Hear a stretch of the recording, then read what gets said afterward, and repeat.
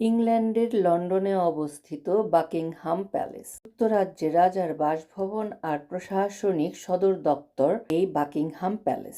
আমরা এখন বাকিংহাম প্যালেসের পূর্ব দিকে এগিয়ে যাচ্ছি। এই প্যালেসে রাষ্ট্রীয় অনুষ্ঠান, রাজকীয় আতিথেয়তা, জাতীয় আনন্দ ও শোকের সময় ব্রিটিশ জনগণের জন্য কেন্দ্রবিন্দু হিসেবে কাজ করে।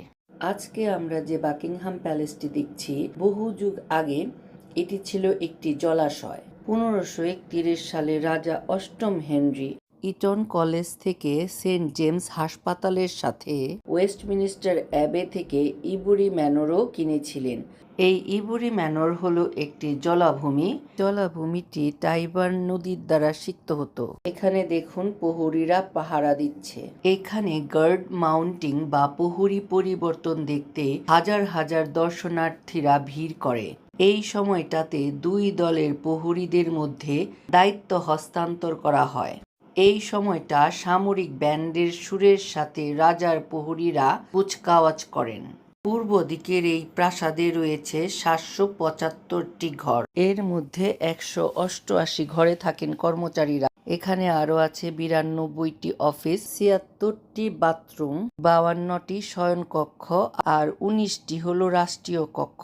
এখানে আরো আছে সিনেমা হল, সুইমিং পুল, ডাক্তারের সার্জারি রুম, গহনা তৈরির কর্মশালা আর একটি ডাকঘর। পোর্টল্যান্ড পাথর দিয়ে তৈরি এই লাল রঙের নতুন সম্মুখভাগটি ভিক্টোরিয়া মেমোরিয়ালের জন্য ডিজাইন করা হয়েছে। এই ভিক্টোরিয়া মেমোরিয়ালটি হলো ভাস্কর টমাস ব্রেকেট তৈরি রানী ভিক্টোরিয়ার একটি বিশাল স্মৃতিস্তম্ভ, যা প্রধান প্রবেশদ্বারের বাইরে অ্যাস্ট্রোনোবের তৈরি একটি বেষ্টনীর উপর স্থাপন করা হয়েছে।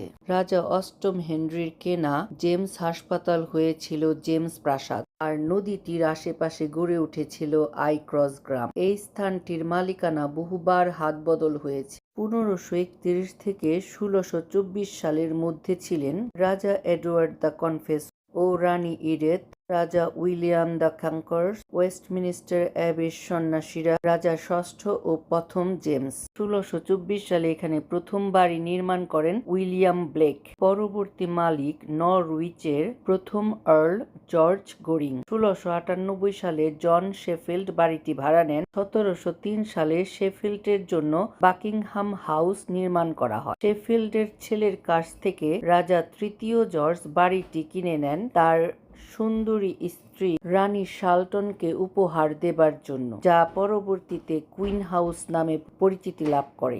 তাদের 15 জন সন্তানের মধ্যে 14 জন সন্তানই এই বাড়িতে জন্মেছেন। এখন আমরা দাঁড়িয়ে আছি পূর্ব দিকের প্রধান দরজার সামনে। 19 শতকের শেষের দিকে 20 শতকের শুরুর দিকে একটি বড় ধরনের কাঠামো সংযোজন করা হয়েছিল, যার মধ্যে এই পূর্ব দিকের সম্মুখভাগটিও অন্তর্ভুক্ত। এই সম্মুখভাগেই সেই বারান্দাটি রয়েছে যেখান থেকে রাজ পরিবার ঐতিহ্যগতভাবে জনতাকে অভিবাদন জানাতে উপস্থিত হন। এখানে রানী দ্বিতীয় এলিজাবেথ ও প্রিন্স ফিলিপ সপ্তাহের দিনগুলোতে বসবাস করতেন। এই স্থানটি 2023 সাল পর্যন্ত ডিউক অব ইয়র্কের বাসস্থান আর কার্যালয় ছিল। Prince Edward, Duke of Edinburgh, Sophie Duchess লন্ডনে থাকার কালে এখানে তাদের অ্যাপার্টমেন্ট ছিল। রাজা তৃতীয় চার্লস ও রানী ক্যামিলা কাছাকাছি ক্ল্যারেন্স হাউজে বসবাস করলেও তারা এই বাকিংহাম প্রাসাদে ভোজন, সাক্ষাৎ, অভ্যর্থনা, আনুষ্ঠানিক কাজ পরিচালনা করেন রাজার প্রশাসনিক সদর দপ্তর হিসেবে। আরও অনেক কিছু বলার ছিল, আর এখানে রানী ভিক্টোরিয়ার কথা না বললেই নয়।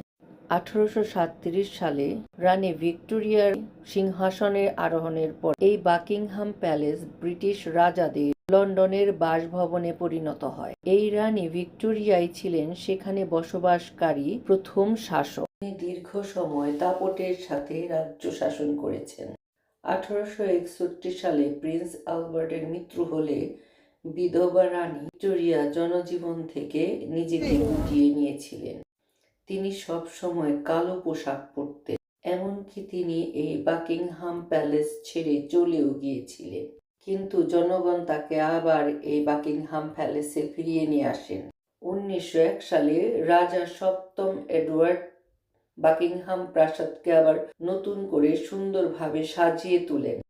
পর্যটকরা 1962 সাল থেকে এই বাকিংহাম প্যালেসে ঘুরে দেখতে পারেন।